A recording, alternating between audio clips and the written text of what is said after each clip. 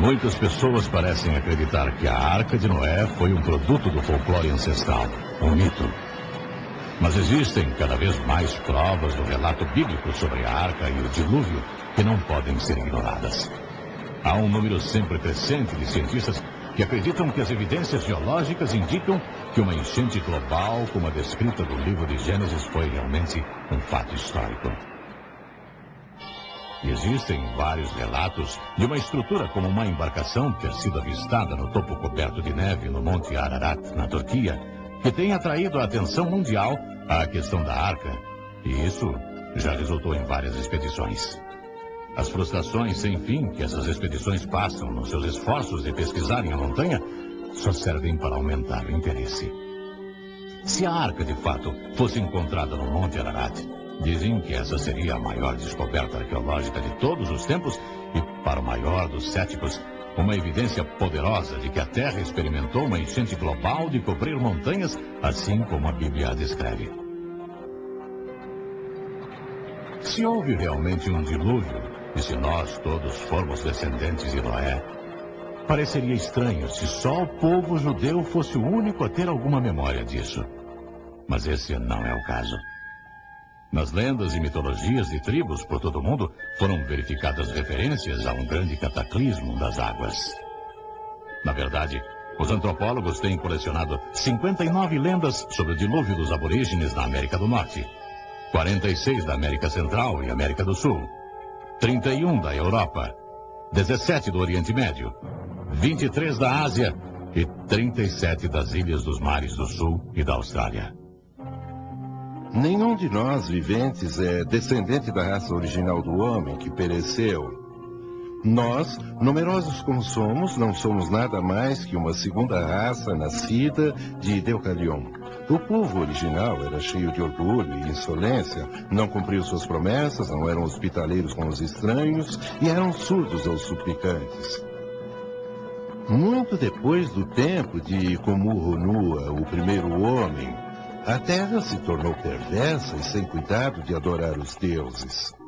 Um homem foi íntegro, Nu. O deus Cronos apareceu para ele num sonho e anunciou que no dia 15 do mês da Ísios, todos os homens morreriam numa enchente. Deucalion colocou num grande baú com suas esposas e crianças, e com eles vieram porcos e cavalos e leões e serpentes e todos os tipos de animais da terra.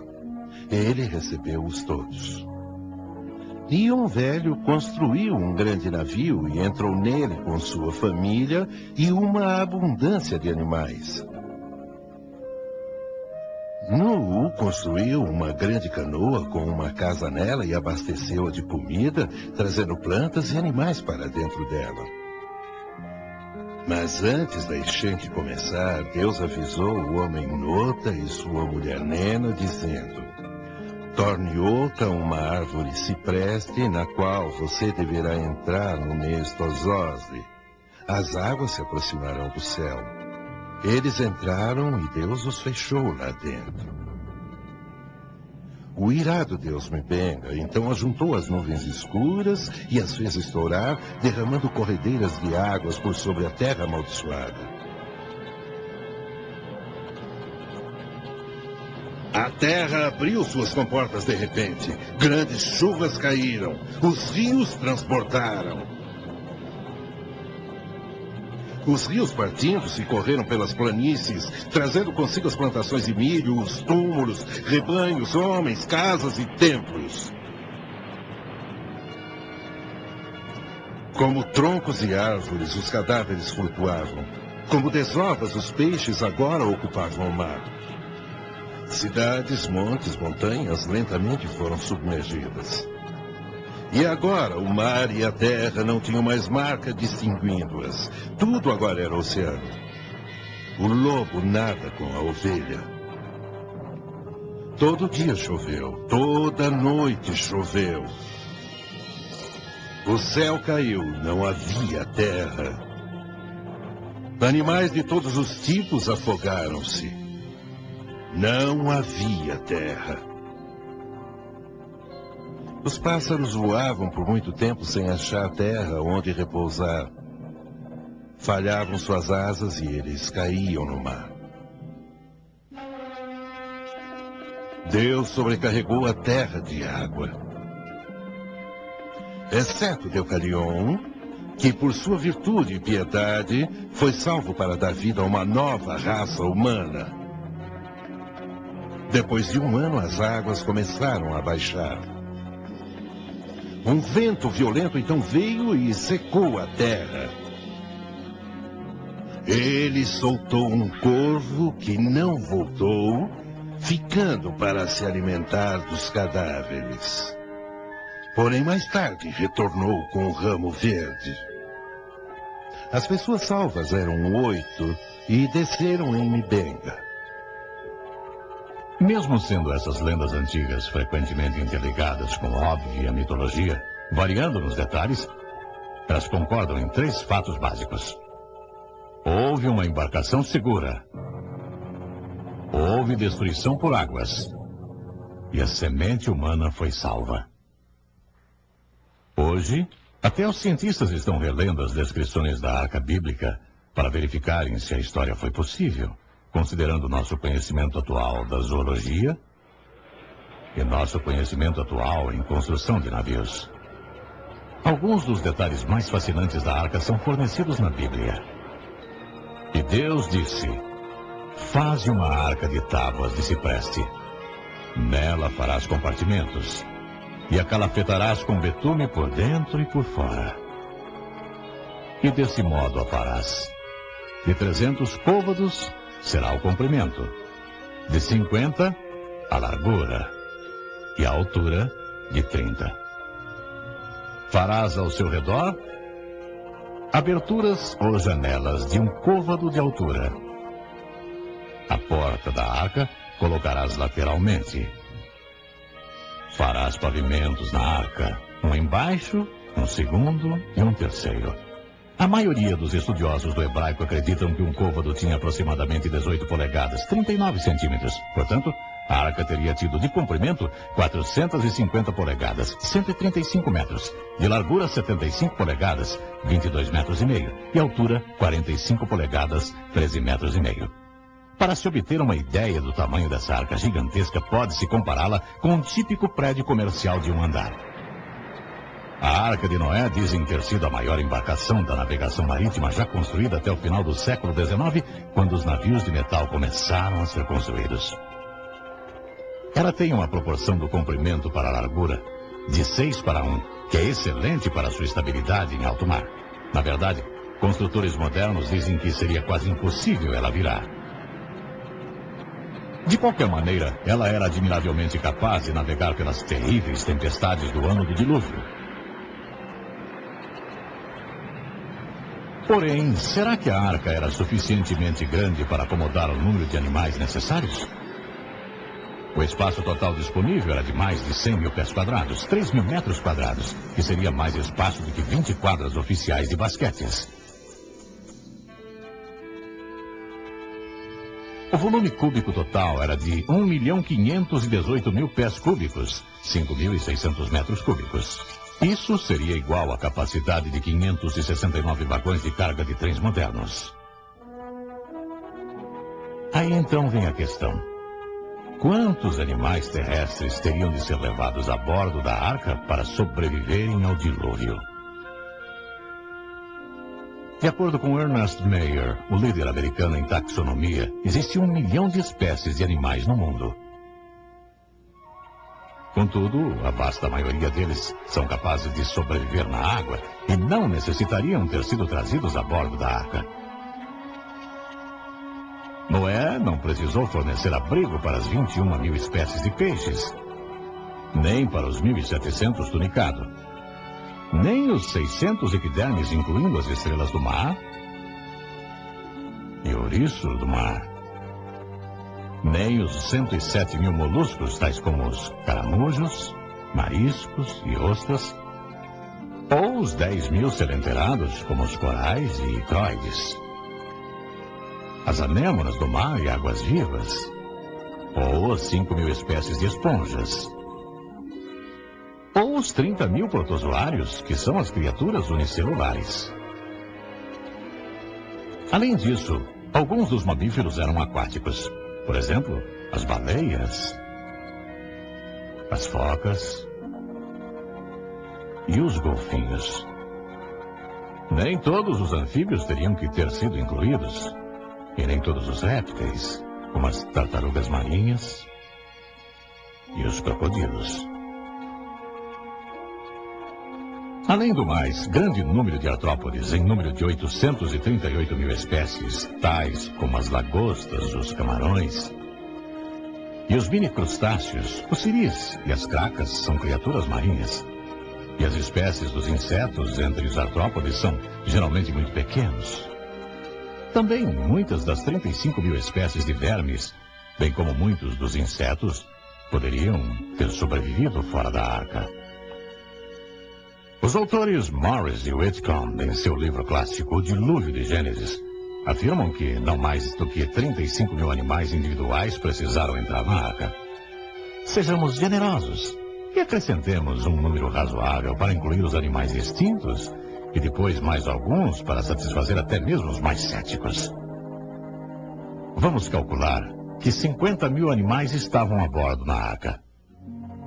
É claro que esses não precisavam ser os animais maiores, nem os mais velhos.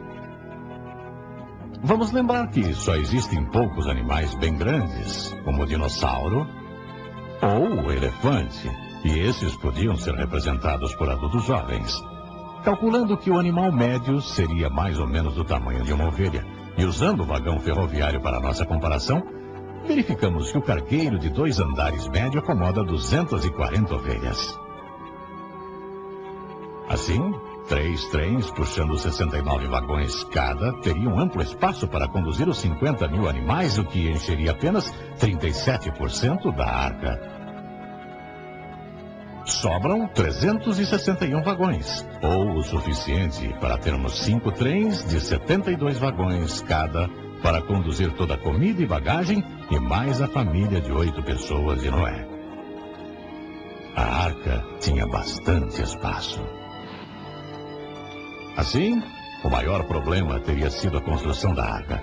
Mas a Bíblia indica que Noé a construiu sob uma liderança divina, e não há motivo para acreditar que ele não contratou alguns trabalhadores.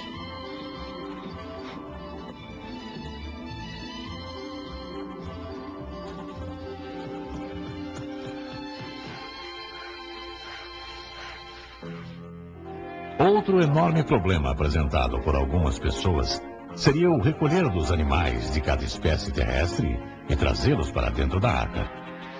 Contudo, o relato de Gênesis indica que foi Deus que reuniu os animais e os trouxe a Noé dentro da arca 2 a 2.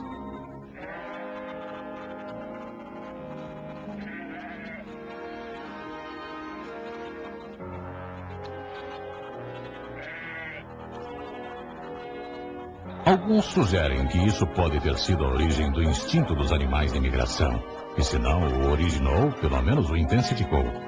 Nós também sabemos que a maioria dos animais possuem a habilidade de detectar o perigo e se moverem para um lugar de segurança. Muitos sugerem que os problemas de Noé realmente começaram a partir do ponto em que todos estavam a bordo. Com apenas 8 pessoas para alimentar, dar água e fornecer ar fresco e sanitização para a imensa coleção de animais selvagens por um total de 371 dias. Porém, vários cientistas sugerem que os animais entraram em um tipo de dormência. Dizem que em quase todos os grupos de animais existe pelo menos uma indicação latente da habilidade dos animais para a hibernação. Provavelmente, essas habilidades foram intensificadas sobrenaturalmente durante esse período. Com as funções dos organismos reduzidas ao mínimo, diminuía o trabalho de cuidar deles. Deparamos-nos, pois, com a questão: de onde veio a água? O relato de Gênesis simplesmente diz: no ano 600 da vida de Noé, aos 17 dias do 2º mês, nesse dia, romperam-se todas as fontes do grande abismo, e as comportas do céu se abriram, e houve copiosa chuva sobre a terra, durante 40 dias e 40 noites. Muitos acreditam que antes do dilúvio havia uma estupenda cobertura transparente de vapor que envolvia a terra, colocada ali por Deus no segundo dia da criação, quando ele fez separação das águas debaixo do firmamento, das águas sobre o firmamento. Eles acreditam que essa chuva de 40 dias e 40 noites nada mais é do que o colapso dessa cobertura de vapor. Em contraste, os cientistas nos dizem que se todo o vapor de água e nuvens da atmosfera condensasse e caísse na Terra, as chuvas não durariam muito tempo e produziriam uma profundidade média de 2 polegadas, 5 centímetros. Se uma cobertura de vapor de tal magnitude existisse desde o segundo dia da semana da criação até o dilúvio, então as condições climáticas teriam sido bem diferentes das de hoje.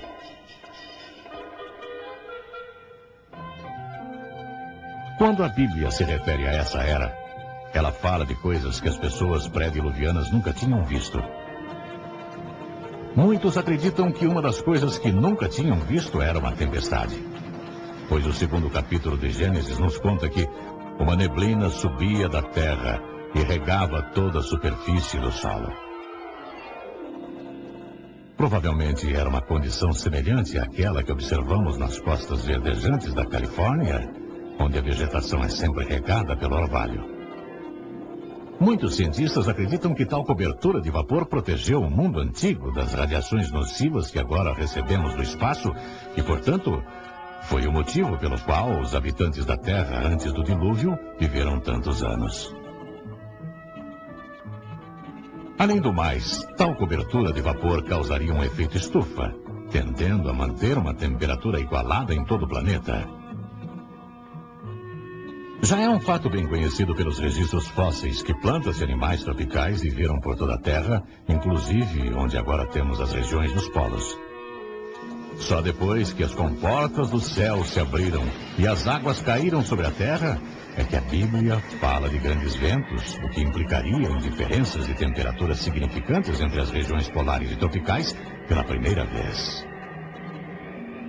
Nessas regiões polares, onde plantas e animais tropicais viveram em abundância um dia, de repente começaram a acumular imensas massas de neve e gelo, o que deve ter resultado na grande era glacial depois do período do dilúvio. Mas as águas do dilúvio não vieram só de cima. Até ainda mais espetacular, reservatórios de água subterrâneos cuspiram água para fora. Romperam-se todas as fontes do grande abismo. As bacias dos oceanos subiram.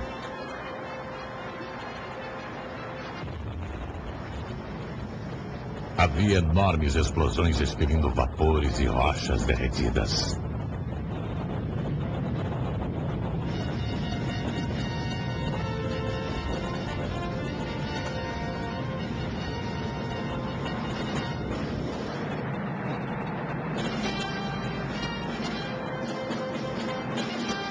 As águas continuaram a subir, até 6 semanas mais tarde, onde o dilúvio alcançou o ponto máximo, com profundidade de cobrir as montanhas, e manteve-se assim por 110 dias. Até que as águas haviam destruído todos os seres viventes dos continentes, exceto os que estavam na arca, que receberam um cuidado amoroso especial de Deus. A fase final do episódio do dilúvio inicia-se em Gênesis, capítulo 8, onde lemos que Deus fez soprar um vento sobre a terra e baixaram as águas. Fecharam-se as fontes do abismo e também as comportas dos céus. E a copiosa chuva dos céus se deteve. As águas iam escoando continuamente por sobre a terra. A formação das bacias oceânicas está entre as questões mais intrigantes para os geólogos. Causa igual perplexidade a elevação das montanhas, como evidenciado por tantas teorias mutantes. Estudantes de geologia do dilúvio indicam o caráter sobrenatural das origens das montanhas no Salmo 104, que diz: Elevaram-se os montes, desceram os vales, até o lugar que lhes havia preparado. pusesse as águas divisa, que não ultrapassarão, para que não tornem a cobrir a terra. Portanto, a Bíblia dá a entender que ao mesmo tempo que a terra estava sendo elevada, as bacias oceânicas estavam sendo afundadas.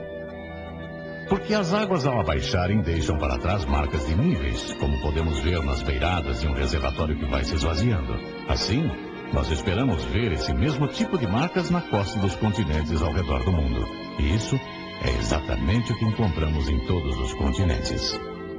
Essas antigas marcas de níveis podem até ser vistas claramente ao longo da costa da Califórnia, onde cidades foram construídas em cima delas.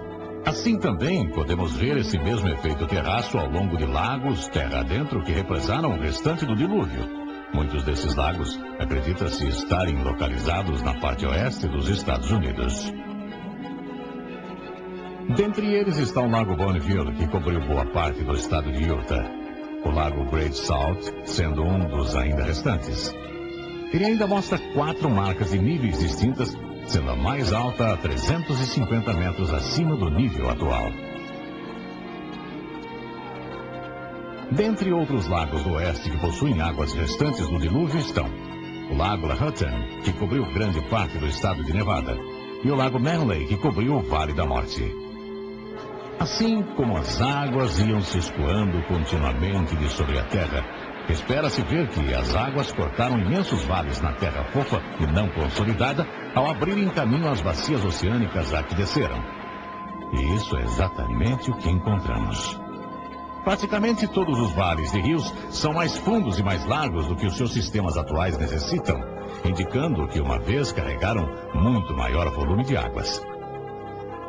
Na verdade, a maior parte da terra está coberta com água do dilúvio.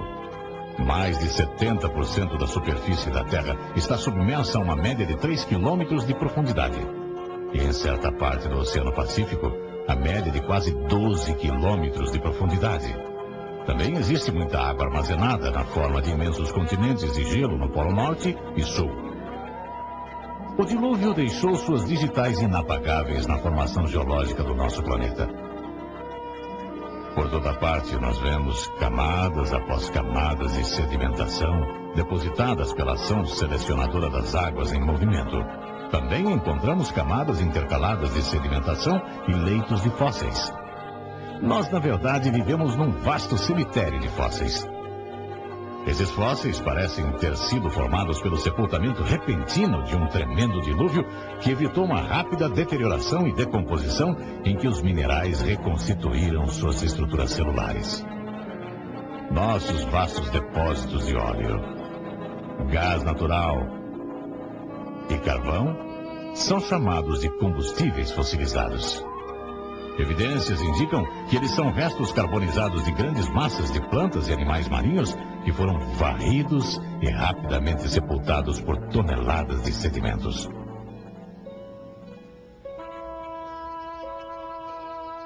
Hoje, depois de milhares de anos de pressão, calor e mudanças químicas, esses restos sepultados formam os veios de carvão e xisto argiloso de óleo que alimenta nossa economia moderna. A evidência circunstancial de ter sido a Terra julgada e destruída por uma enchente catastrófica aparece em toda parte da Terra. Contudo, a base central que sustenta nossa confiança na realidade do dilúvio é o registro bíblico. Jesus pessoalmente falou do dilúvio de Noé como um trágico fato da história que nos faz pensar. Ele disse essas palavras impressionantes. Assim como foram as coisas no tempo de Noé, assim também será quando o Filho do Homem retornar. Ele indicou que as condições da terra precedentes à sua segunda vinda seriam semelhantes àquelas dos dias de Noé. E realmente, quando nos voltamos a Gênesis, capítulo 6, e lemos sobre as condições do mundo antes do dilúvio, parece que estamos lendo as manchetes de hoje. E viu Deus que a maldade do homem era grande sobre a terra.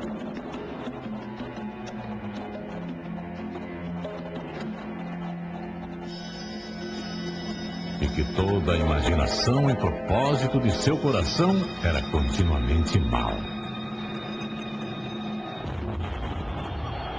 A terra estava corrompida à vista de Deus e cheia de violência.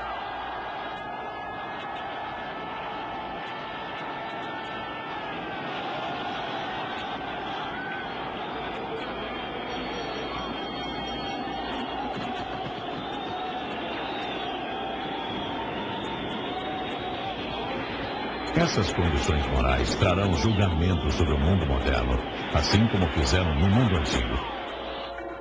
Em 2 Pedro, lemos que nos últimos dias, os homens irão negar que o mundo foi criado sobrenaturalmente por Deus. Eles irão negar que já houve uma enchente global, como a descrita na Bíblia. E da mesma maneira que o mundo antigo zombou da possibilidade do dilúvio, ele zombará da possibilidade da vinda de Cristo ao mundo, que eventualmente resultará em uma destruição dos céus e da terra por fogo. Mas, tão certo como Deus criou o mundo por sua palavra e enviou o dilúvio por sua palavra, ele também manterá sua palavra a respeito do julgamento pelo fogo. Pedro escreve: Ora, os céus e a terra que agora existem, pela mesma palavra, têm sido entesourados para fogo, estando reservados para o dia do juízo e destruição dos homens ímpios. Virá, entretanto, como ladrão, o dia do Senhor, no qual os céus passarão com estrepitoso estrondo e os elementos se desfarão abrasados. A terra também e as obras que nela existem serão atingidas.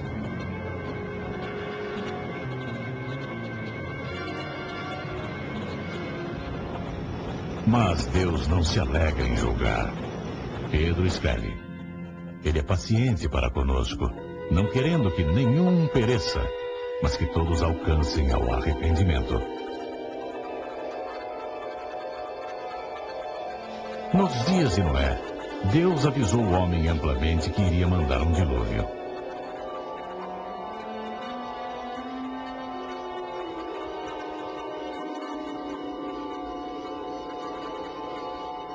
Por 120 anos, Noé construiu a arca. Por todos esses anos, Noé foi o pregador de justiça de Deus, sempre lembrando o mundo antigo que Deus iria cumprir sua palavra. Lembre-se, o Deus que disse a Noé como sobreviver ao dilúvio, tem nos contado na Bíblia como sobreviver à sua ira, para nos achegarmos por fé, o tipo de fé que resulta em obediência a Deus. Nenhum de nós obedece seus mandamentos completamente. Somos todos pecadores e merecedores do julgamento de Deus. Porém, na cruz do Calvário, Jesus Cristo sofreu o julgamento de Deus pelos pecados de toda a humanidade. O próprio Criador morreu pelos pecados do homem que ele criou. Jesus disse: Todo aquele que ouvir minha palavra e acreditar em quem me enviou, tem vida eterna e não será condenado. Ele atravessou da morte para a vida. A fé implícita de Noé em seu Deus o salvou e pode te salvar. Foi a fé que Noé teve que o levou a obedecer às instruções de Deus para construir a arca.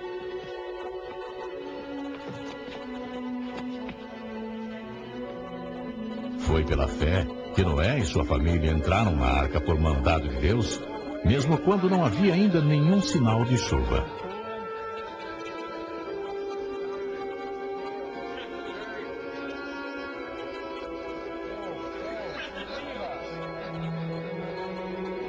Assim também cada um de nós, por um passo de fé, colocamos nossas vidas aos cuidados do Filho de Deus, que morreu em troca dos nossos pecados na cruz. Noé e a família dele tiveram que passar pela porta da arca para serem salvos. Você e sua família também necessitam passar por uma porta do tipo da porta da arca, se vocês quiserem ser salvos. Jesus disse: Eu sou a porta. Por mim, se qualquer um entrar, ele será salvo.